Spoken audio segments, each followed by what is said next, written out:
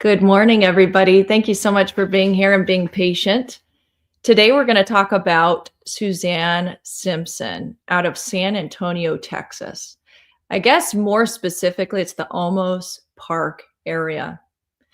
And Suzanne has now been missing for over a month. Her husband was the last person to see her, and he's not being that compliant, though he was just recently, thank God, charged with murder. So let's go through some of the main things that you need to understand about this case so that you can better understand where it's headed. The first thing you should know is that this all started on Sunday, October 6th. So that's well over, let's see, today is the 13th, well over a month ago, a month and a week ago. The couple, Brad and Suzanne Simpson, they attended a party at the Argyle. It's a private dinner club on Patterson Avenue in Alamo Heights before returning to their home, which they share with two children. So they actually have 4 kids total, but 2 of the kids are more so in their late teens, early 20s, and the other 2 are younger. I think 5. So the ages are 5, 15, and then I want to say like 19 and maybe 21 or something around that. Pretty close to those age groups. And they, by the way, Suzanne and Brad have been married for 22 years. So it seems like they'd been getting along up until this probably last couple years, it sounds like, just from the stuff I've been hearing, reading, from what friends and stuff are saying.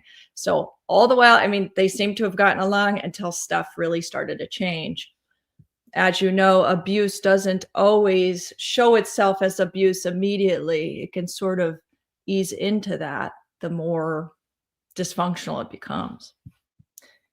All right. So they attend this dinner and they're observed fighting. So like their friends at the table, they saw that there was some serious fire like between them, fire in a negative way, right? Like a quarrel of some sort, some contention. So after that, Brad Simpson claimed that his wife lost her cell phone while at a local HEB. HEB is like a grocery store, a grocery store in the San Antonio area. Minutes after leaving the party, Suzanne Simpson is seen at a local HEB with her young daughter, according to the affidavit. After leaving HEB at 9:15 p.m., Suzanne Simpson called a family friend and went to their house. Around 9:16 p.m., she also called her mother to say that Brad Simpson had just assaulted her. Now, guys, I don't know if you're real familiar with this case, but her mother, Suzanne's mother, has done an interview that was really riveting, but just it was so upsetting at the same time because she knew that her daughter, she knew she was the last person to speak to her daughter, and she knew that her daughter had succumbed to something very bad. If you haven't seen that interview, it's like I want to show you, but I feel I'm doing well in the fact that I know God, and I'm doing well because Suzanne and I had an opportunity to talk for an hour before a lot of this has happened, and I don't understand why and what happened, and I hope someday I'll be able to understand the situation. You said you had a conversation with her about an hour before she was missing, or the last time she was seen. What was that conversation like? The conversation was that it all started because she wanted me to take care of her 5-year-old while she went to a party. And so then she decided that she could go to the party after Brad would go to the party, and then she would go, and she could also take the Charlie Ann with her. And then she changed her mind, and when she went to the party, they came back from the party. Now my speculation is maybe the whole thing is alcohol related, because when she got back, she called me up and told me the things that Brad had done to her physically. Well, I came up with an alternative plan for her and hoped that she'd move in with me and have her little toddler go to the elementary school in my neighborhood. I never got to tell her the plan.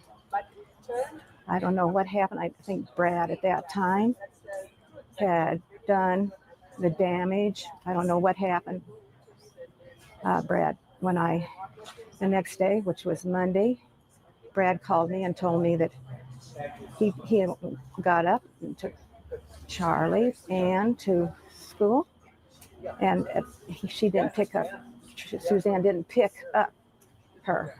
So that was the first time I knew there was something. But I just thought she was, friends. That would be normal. So it took me a little while to come to the conclusion that she would have called me. And so I in my brain, felt that she was dead at that point. You said Suzanne called you and told you what Brad had done to her. What did she say? Yes, she had told me that he had hurt her arm and hurt her back, and she didn't know quite what she was going to do about that.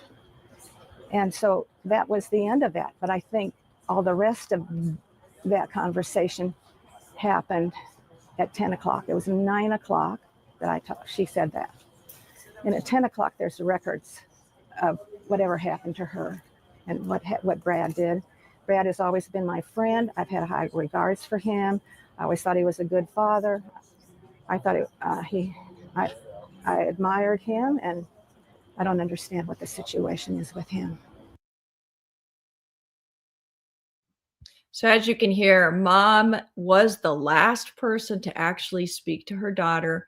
Her daughter luckily confided in her that there was a bad altercation between the two of them. And I'm sure that her mom has, I don't want to say peace in knowing that she knows where her daughter's going, but it seems as though she does have somewhat of a peacefulness about it because she knows her daughter was a believer. She herself seems to be a believer in God. And I think that she probably views death a little bit differently is what I perceive. Overall, though, it doesn't take away from how devastating it is. In the fact that Suzanne is a mother of 4 and she's got her oldest daughter has been speaking out on Instagram about this. Her kids are missing her so much. Can you even imagine the 4-year-old or the 5-year-old daughter, how she's feeling? She was one of the last people to see her mom as well. And we'll get back into that timeline here. Let me see here. Let's see. Okay. Okay, so back to the timeline. After leaving HEB at 9:15, Suzanne Simpson called a family friend, went to their house around 9:16 p.m. She also called her mother to say that Brad Simpson had just assaulted her. Authorities later learned that Suzanne Simpson's cell phone was suspended at the request of a subscriber at around 9:16 p.m. on October 6th. So basically, Brad, on Sunday night, after they got in their little fight, not little, big fight, he calls and he basically has her phone disconnected, from what I understand. This contradicts Brad Simpson's initial statements that she lost her phone at HEB, the affidavit states.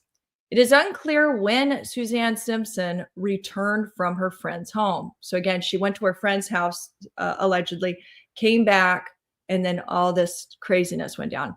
So here's where it gets really important.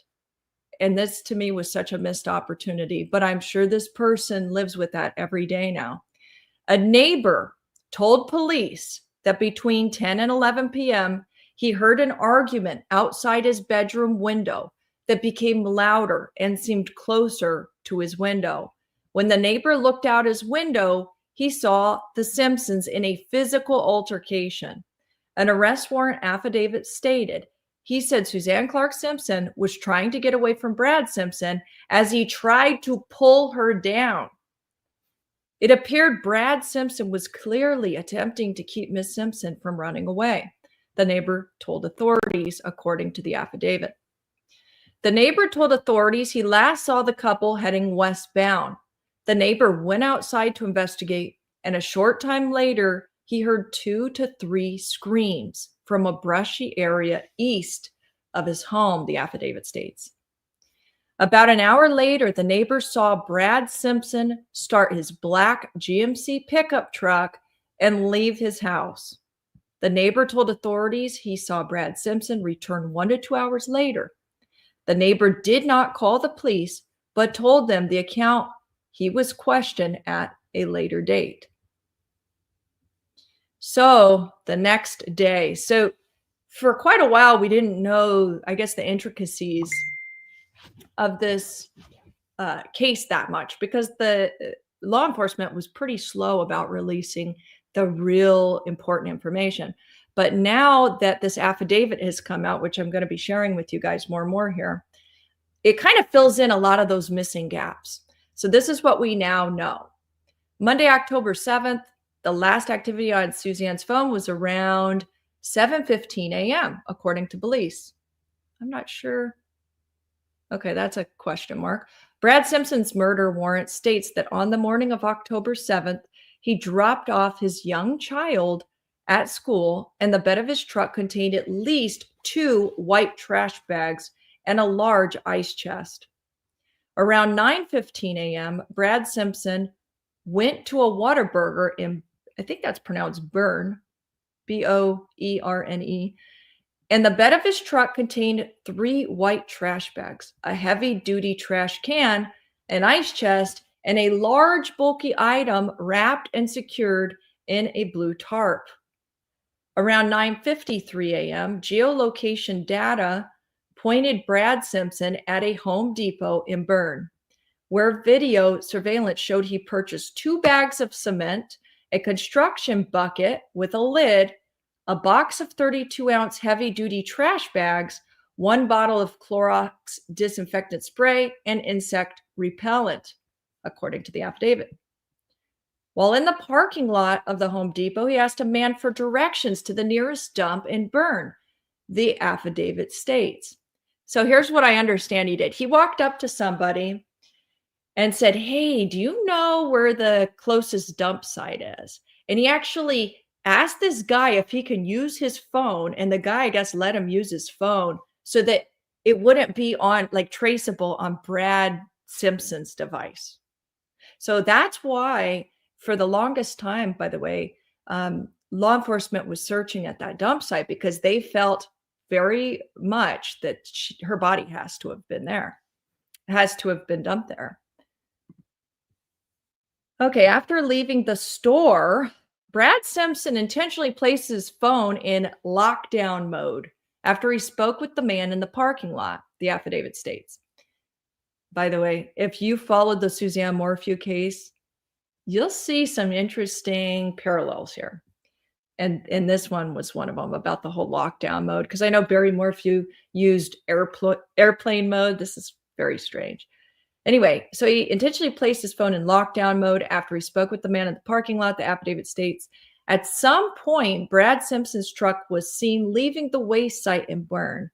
He then headed to a gas station in Berne and bought 2 one-gallon jugs of water, according to the affidavit. Surveillance footage showed the trash bags were no longer in the bed of the truck, but he still had the blue tarp, firewood rack, and trash can. He had also changed his shoes from sandals to cowboy boots, the affidavit added. After he left the gas station, he headed westbound from Berne in Kendall County to Bandera County. Then around 1:41 p.m., a license plate reader captured Brad Simpson's truck heading back to Kendall County. At that time, the blue tarp was no longer visible in the bed of the truck, with the fire rack repositioned. At 3 p.m., a school where the Simpsons' children are students called Brad Simpson and advised him that their child had not been picked up. Suzanne Simpson typically picks up the child from school, Brad Simpson told police, according to the affidavit. So how did he think he was going to maneuver around that one? So he took the child to school, but then doesn't pick the child up, acting like, "Oh, I don't know where Suzanne is." They all do the same tricks. Isn't it frustrating? Anybody who's in here, You follow these cases with me, and it's so frustrating to hear most of the time these guys with the same exact MO, the same stories, the same little, "Ooh, I'll put my phone on airplane mode," little way about going about things. Is so irritating. And I know you get irritated with it like I do. It's like, when are they gonna try something original? It's just they all copy each other. It's crazy. Anyway, not to laugh about it because it's not funny, but it's annoying. Okay, around 3:30 p.m., Brad Simpson arrived to pick up his child, and the bed of his truck did not contain the firewood rack. So obviously, he dumped something. Something changed. Surveillance video showed he did have a heavy-duty trash can and ice chest at that time, according to the affidavit from November 12th. At 4:10 p.m., Brad Simpson went to a car wash and cleaned the inside of his truck. The affidavit states, the video showed dried cement splashes near the rear passenger compartment and bed. Only the ice chest was visible inside the bed of the truck. On the night of October 7th, a friend of Suzanne Simpson called Brad Simpson about concerns about her disappearance. So this is now almost an entire day later. At that time, he had not yet called the police or 911. He had also told authorities he saw his wife on the morning of October 7th. I believe that's total baloney because she was gone, remember, from the night before. Brad Simpson, the man accused of killing his wife, Suzanne Simpson, on October 6th. Investigators say that Suzanne warned people about Brad's abusive behavior. Those details, including the evidence against Brad, is all laid out in a warrant. KENS 5 reporter Megan Reyna is in studio with what we're uncovering. And Megan, there is certainly a lot to unpack here. Yes, Henry E.C. Suzanne had allegedly told several people, including her mother, that Brad was abusive and controlling. The night she went missing on October 6th, she tried telling her mom that he had hurt her, but investigators say Brad cut off her cell phone service. Ultimately, investigators believe Brad killed her later that night, but it's the evidence they gathered the next day that led to the murder charge. The morning of October 7th, according to this warrant, Brad Simpson is spotted on a surveillance camera dropping his daughter off at school. In the back of his truck are 2 white trash bags and a large ice chest. Then by 9:12 that morning, he's seen on video again, but this time at a Whataburger in Bernie. In the bed of his truck, it shows the trash bags, a heavy trash can, and a large bulky item wrapped in blue tarp and covered by a firewood rack. The warrant states Brad then makes his way over to a Home Depot. Investigators say he bought 2 bags of cement and Clorox disinfectant spray. The warrant states he then asked a man in the parking lot where the nearest dump is. Data from his truck revealed he was then spotted near the Kendall County solid waste site. At 11:15, he's seen at a gas station in Bernie. The warrant states video shows the white trash bags are no longer in the back of his truck and that he changed from sandals into boots. From there, investigators believe he went to Bandera. Then around 3:30, Brad picks up his daughter from school. The only thing remaining in the back of his truck is the heavy-duty trash can and the ice chest. That night, only after a friend urged Brad to call police, he reported Suzanne missing to Almost Park Police. On October 9th, Brad was arrested for assault in Kendall County. They say he didn't act surprised when he was put in handcuffs and showed little to no emotion when asked about his wife's disappearance. Investigators that day were able to search a property in Bandera where they found a burn pit with a laptop and 3 cell phones. Investigators interviewed Suzanne's personal banker. It states she said Suzanne told her Brad would assault her and take her phone away. The banker said in August, Suzanne said, quote, if she went missing, to look for her in a lake. The affidavit doesn't state how Suzanne was killed, and it's clear they still have not located her body. But we were told last week they were looking in the Bandera area. And just today, the initial 2 misdemeanor charges Brad was facing, which were assault and unlawful restraint, were dismissed. ECs. Beatronics, monitors and touchscreens designed for professional use. With you.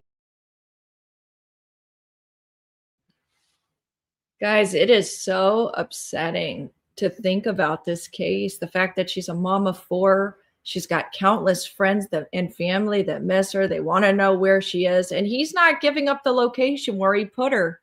We need people on the ground looking in these areas. And maybe there's a chance they could find her. And I know a lot of people think it sounds crazy and whatever, but I feel like psychic investigators would be very useful in this, such as Donna's ability. This is where she shines. At least maybe they can figure out an idea of where she could have been put, but also maybe some landmarks that are near this area. My feeling is it wouldn't surprise me if he put her either on land that maybe the family members own or near land that family members own. Is that Naomi in here? Naomi, great to see you. Seeds of Hope. Dude did not purchase 2 bags of concrete to leave his wife at the dump. Exactly. Yeah, I think he put her somewhere else. I think that was all to throw off investigators or something. I'm so glad you're here, Naomi. Thank you. By the way, Naomi, do you see these striking similarities between this case and Suzanne Morphew like I'm seeing? Because to me, they're striking. Down to like the phone, the trash bags, the multiple places that he stopped off at. And really, I should go into some more of this affidavit because there's a lot that you guys haven't really heard yet. Like I want to fill in the missing details. Let me get into that real quick for you.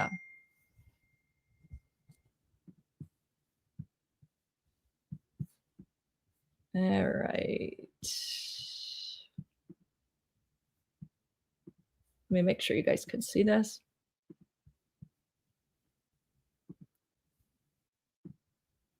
So we'll just kind of peruse. Okay, we'll look around, see what info we can fill in here.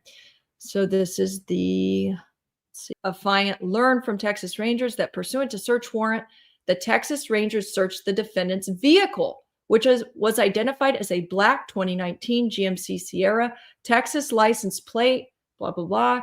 Your affiant learned that during the vehicle search, Texas Rangers identified stains that tested presumptively positive for blood. Your affiant later learned from the Bexar, or I think it's called Bexar County. Hopefully I'm not getting that wrong. Bexar County Criminal Investigation Laboratory. The blood evidence belonged to the defendant. Interesting. Your affiant learned from Texas Rangers that on 10/23/2024, he interviewed a Frost Bank employee who was Suzanne Simpson's personal banker. Your affiant learned from Texas Ranger blank that blank disclosed that Suzanne Simpson made an outcry of being physically abused by the defendant and that the defendant would commonly take her cell phone away. Texas Rangers told your affiant that blank advised him that Suzanne Simpson told her that the defendant would tell their children that she had lost her phone after the defendant took it from her.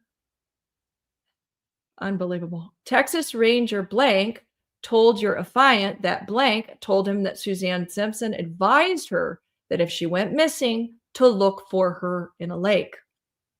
Blank was Suzanne Simpson's personal banker over the past financial year. Your affiant notes that Texas Ranger blank told him that this conversation took place around August of 2024. Let me make sure everybody's still hanging on, listening. Okay, good. Okay, we'll carry on.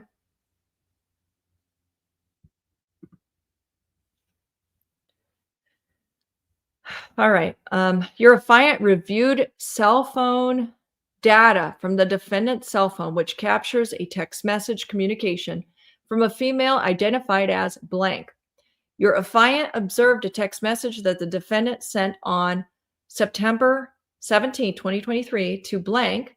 Your affiant observed the following information. Here's what it says.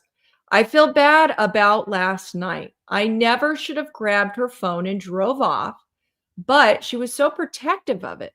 My dumb ass didn't know her passcode, so I got locked out and had to bring it back. I really have no interest in looking through her phone or anybody else's. These devices are the devil. Here's what I think. just from that alone. I think he was suspecting his wife was involved with someone else. That's what I gather. Why else would he start going through her phone? You know what I'm saying? It doesn't make sense otherwise. You know, you don't just decide one day that you're just going to be a jealous a-hole. And this is not her fault at all. I'm saying something in him was very, I would say, insecure about the relationship. Hang on, guys. I'm sorry. I don't think you're seeing the same view. Which one is it? Is it this one? No? That one. There we go. Sorry about that. Okay. Your affiant requested that the Texas Rangers interview at her residence in blank.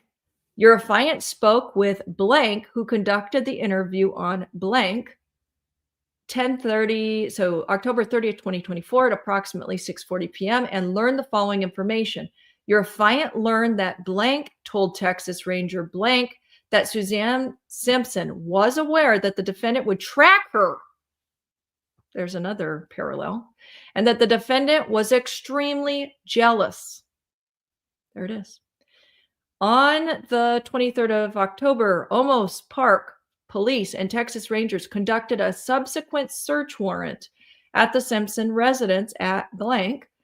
Your affiant learned from Texas Ranger blank that he had located one bag of Quickcrete cement and the box of heavy-duty black trash bags, a gray heavy-duty trash can, and the metal firewood rack.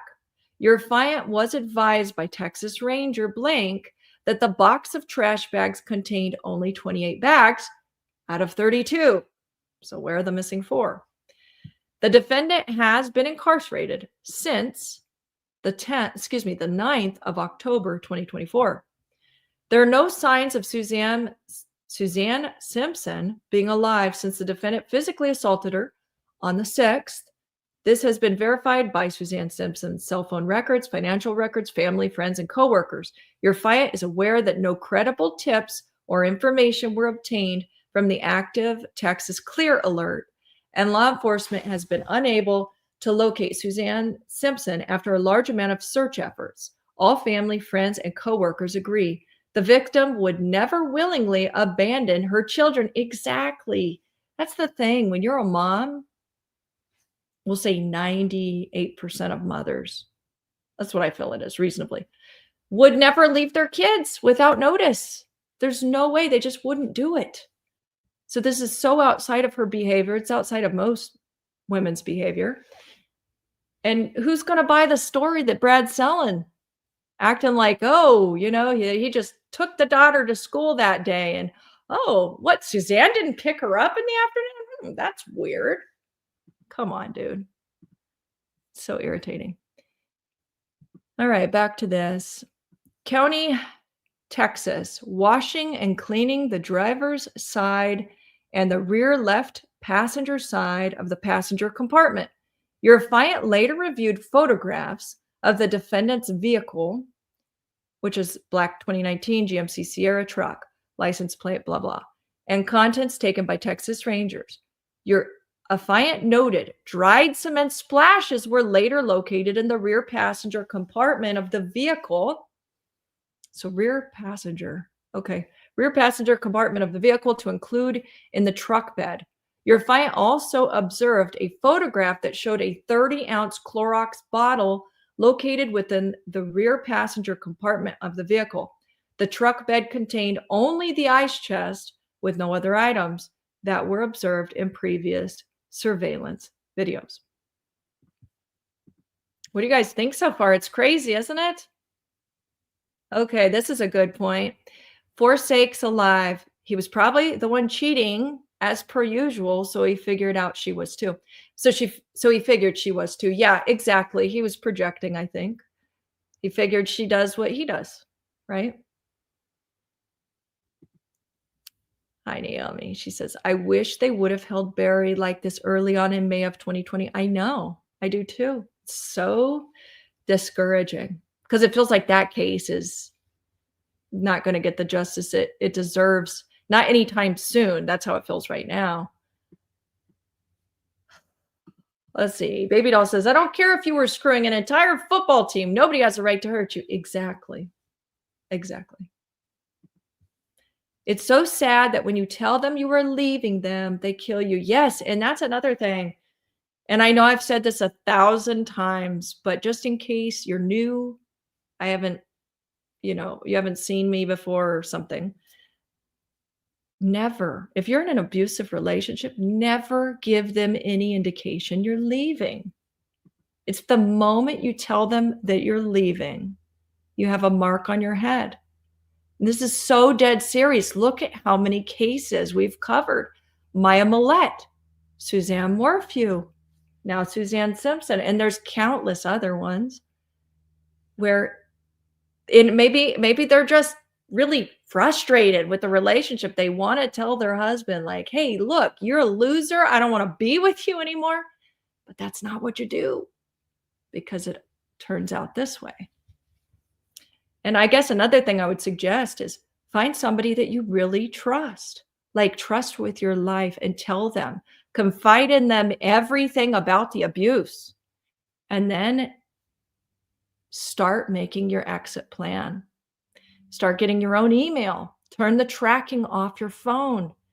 Maybe you don't understand this, but you can be tracked so easily from Find My iPhone, from Life 360. The person that you're with, they can see where you are in any given moment. So if you do leave them, remember, you turn all that stuff off. This is dead serious. And I hope that you understand how serious I am about it. It's just happens too much. Ooh, okay. I'll read another comment and then we'll get back into it.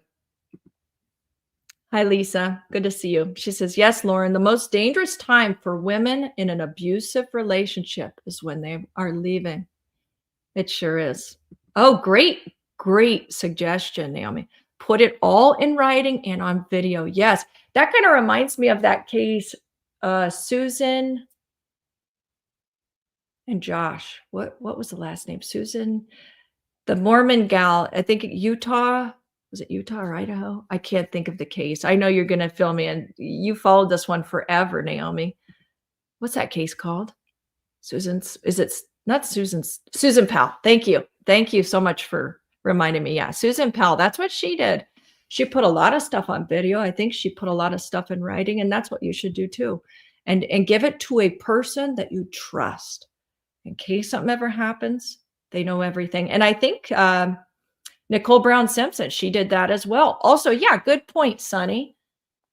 Sonny says, get a burner phone and hide. Yeah.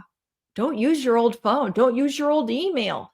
You literally have to start over from the beginning again. And it sucks to start over, especially if you're, over 25 years old, really. It's harder every year that goes on for you to start over, but you have to do it, especially if you have kids. You have to make sure they're safe, and you have to make sure you're safe. So start over, get all your banking, everything, get it all brand new that they do not know about. This is so serious. A video documenting everything with your own face and voice is the best evidence. Yes, Susan Powell. Yeah, I remember that. Naomi, when you and I used to talk about that case a lot. Let's see. That was almost 20 years ago, and life has been good now. The video that Susan Powell made was heartbreaking. Yeah, it was. There's a fantastic series. I think it was a podcast about Susan Powell. The name doesn't come to mind, but if you go to YouTube, like later on, after you're done watching this, type in podcast Susan Powell. I feel like it was at least a 20 episode series. It is so captivating and interesting. It will keep your focus. One of the best things I've ever listened to. But, after this, you could go listen to that, okay? All right, we'll carry on. All right, back to it. On 10/10, your affiant, blank and company, conducted a non-custodial interview of blank at his residence located on blank, San Antonio, Bexar County, Texas. Your affiant later observed text messages on Blank's cell phone, capturing the following communication. On October 8th, 2024 at 4:35 p.m., defendant texted, and I believe this is about James Cotter, which happens to be Brad's former, I think it was like an investment partner with him. So he was very much a trusted ally of Brad Simpson's. Here's what happened. He texted, so this is what Brad sent to James, I believe. If you're in Bandera, can you haul ass and meet me at your house? I don't have much time. Then Cotter responded, I'll be there in 40 minutes. Let's see. Brad then responded, your house? Or sorry. He responded, okay, make sure and leave all the shit into the pump house, especially the gun. Then on October 8th at 8:31 p.m., he texted the defendant the following text, get over here. I won't tell anyone.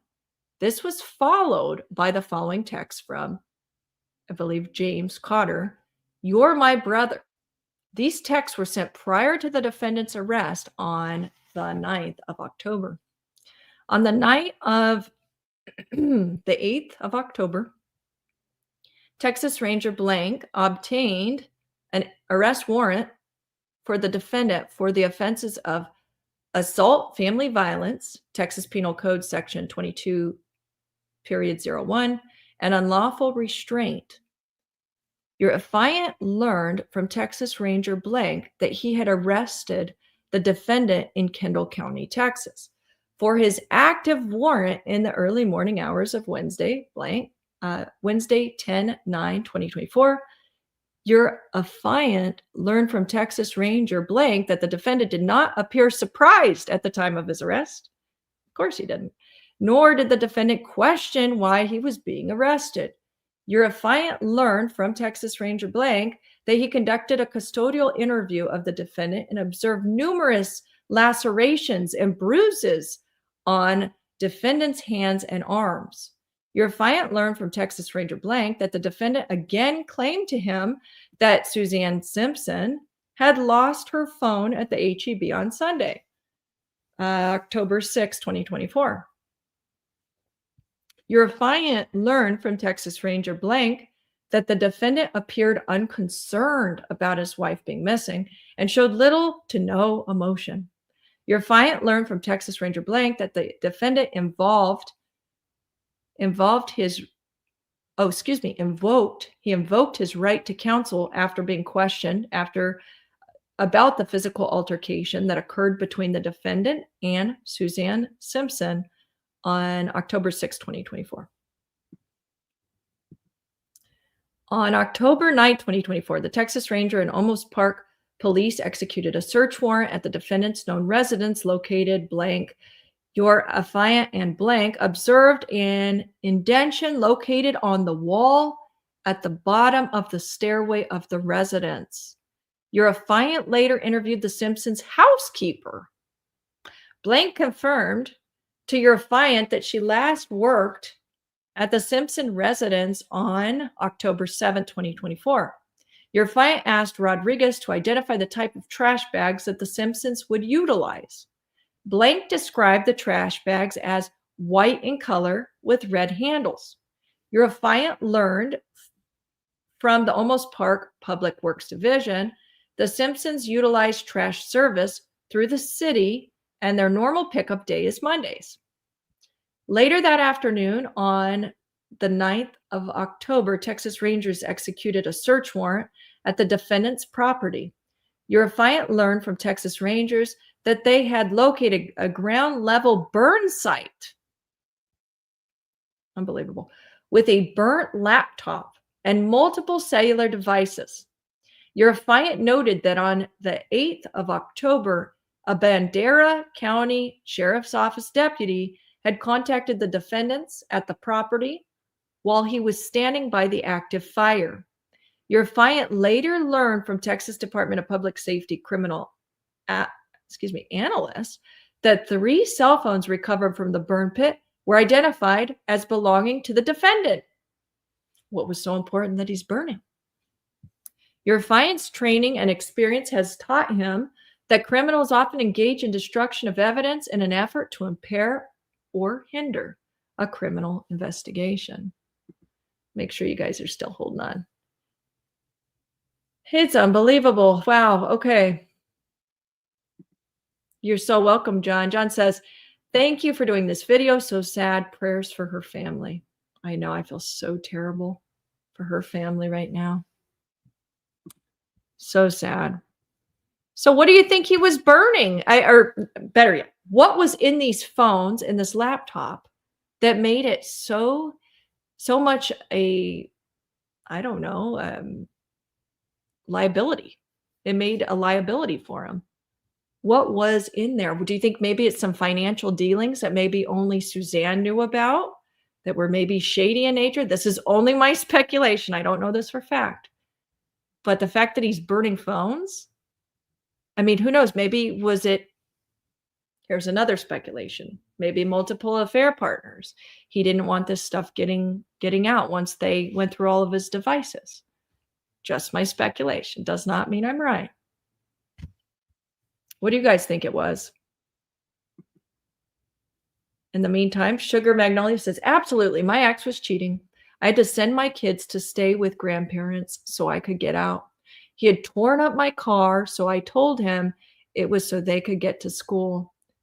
Wow, I was panicked always. I can only imagine. It's terrible to live with that constant worry of, oh no, is this going to be the thing that, throws him over the edge where he harms my kids or harms me, whatever it is? It's not good to live in fear like that. And I just feel bad for everybody who does. I agree, Tara. Her mother is really, really so sweet. Great point. Tara says financial fraud, maybe tax fraud. That's what I was thinking too. By the way, I want to tell you guys real quick. This is so weird. Somebody had posted the background of Brad Simpson, all the different properties he's owned, just pretty much every micro detail about his life for probably the last 25, 30 years. And the weirdest thing that I found in this was that one of his addresses was actually located in the exact same neighborhood as Brad. Excuse me. Let me start over. One of the addresses that was on his financial, his history of homes and stuff that he owns. This home that he owned was right next to Barry and Suzanne's in, I think it was, not Cicero. What was that town? It's not Alexandria. It's on the tip of my tongue. But anyway, in one of their Indiana addresses, I'm talking this home was located extremely close. That just threw me through such a loop. What was that? Trying to remember the town. It's not Alexandria. It's not. Somebody might remember. Yeah, isn't that weird? Cal Carson. It was on Cal Carson. Thank you, Naomi. I knew you'd remember if you were still in here. Yeah, it was bizarre. Two different cases. Homes. What's the likelihood that they would have a home in the same area out of all 50 states, right? That's just absolutely bizarre. Makes no sense. What a coinkydink. Thank you, Arcadia, Indiana. That's where the home was located. And it was on Cal Carson. Okay, back to the next part.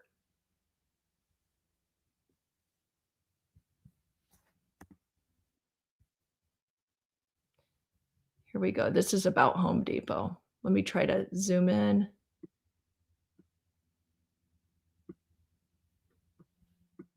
Okay. License plate reader blank at 10:07 a.m. after the Home Depot transaction. Your affiant observed this photograph, which clearly shows the same items observed in the Whataburger surveillance camera from a different vantage point. Your affiant notes that the box of trash bags the defendant purchased appears to be in the truck bed as well. Your affiant notes the defendant intentionally entered an on-off cycle on his cellular device to include a lockdown mode. I've never even heard of this mode, by the way. after departing Home Depot and speaking with blank. Your affiant learned from Texas Department of Public Safety criminal analysts that vehicle location data obtained from the defendant's vehicle, which again is a GMC Sierra truck, captured his vehicle on October 7th, 2024, near the blank, Kendall County, Texas. Your affiant learned that surveillance video from a nearby business in the area of the waste site captured the defendant's vehicle driving away from the waste site. Your affiant learned from Texas Ranger blank that defendant's vehicle was later observed at the Valero Stripes gas station located at blank, Kendall County, Texas, and then on October 7, 2024 at 11:15 a.m., your affiant notes the defendant arrived at the gas station after departing the waste site. Your affiant observed a surveillance video of the defendant utilizing his debit card to purchase gasoline for his truck. The defendant later purchased 2 one-gallon jugs of water via a cash transaction. Your affiant notes that upon further review of the surveillance video, the white trash bags are now missing from the defendant's truck bed, but the blue tarp, firewood rack, and trash cans are still present. Your affiant notes that upon further review of surveillance footage, the defendant changed footwear from black and color men's sandals into dark-colored cowboy-styled boots. Also, real quick, if you guys are in here, can you please hit the like button? This story really needs to get out there. People need to actively go look for her, in my opinion. Law enforcement, they're trying night and day to find her. But if you ask me, I think it's going to end up being an ordinary citizen that will find her. God's honest truth. All right, so he changed. Okay, your affiant learned from Texas blank that a video canvassing team located a surveillance camera showing the defendant's vehicle blank headed westbound. So pay close attention to these details on location. So if you're in this area, please go look if you can. Okay, headed westbound from Bernie, I think that's how you guys pronounce it, Bernie, Kendall County, Texas, into Bandera County, Texas, on October 7, 2024. Your affiant notes the blue tarp and the fire rack on top of it remain in the defendant's truck bed. Your affiant learned from Texas Ranger blank upon further review of the defendant's vehicle blank, location data captured the defendant's traveling westbound through Bandera County, Texas, and into Medina, Bandera County, Texas. So Medina is another area of Bandera County, Texas. Your affiant notes the defendant intentionally entered an on-off cycle of his cellular device while traveling towards Medina, Bandera County, Texas. Your affiant learned from Texas Ranger blank that he was told by company blank that he was able to obtain surveillance footage which showed the defendant's vehicle in Medina, Bandera County, Texas, on October 7, 2024. Your affiant learned from Texas Ranger blank that he was advised by Texas Ranger blank that the defendant's vehicle remained in the Medina, Bandera County, Texas area for approximately 13 minutes prior to heading eastbound back into Kendall County, Texas. So could he have done this? Could he have discarded her body? I hate to be so graphic about it. In 13 minutes? Is that possible? See, I'm kind of tossed up about that because of the quickcrete aspect, right? We know that he had quickcrete. We know that I think it was 2 different packages of it. And then they found the debris, or I guess leftover quickcrete, on his vehicle, which indicates, yeah, he did. He stirred it up. He got it ready. But could he have done this in 13 minutes is the question. It's a good question. All right. Your client learned from the Texas Department of Public Safety criminal analyst that the defendant's vehicle, blank, was captured via a license plate reader. Flock, that's the type of reader. On October 7, 2024 at 1:41 p.m., entering the Bernie Kendall County, Texas area from Bandera County, Texas. Your client notes upon further observation that the blue tarp is no longer visible. Okay. So that might have been where he did it. And the firewood rack is now repositioned within the truck bed. So it kind of did a little rearranging, I guess. Your client learned from Texas Ranger blank that upon further review of surveillance footage from 10/7/2024, the defendant was observed approximately 3:27 p.m. The defendant's vehicle truck bed was clear of the blue tarp and the metal firewood rack. The defendant's truck bed had the ice chest and the large gray heavy-duty trash can, which are both visible at the time. Your client learned from Texas Ranger blank that Texas Department of Public Safety Criminal Investigations Division special agents obtained information that the defendant was a member of the blank.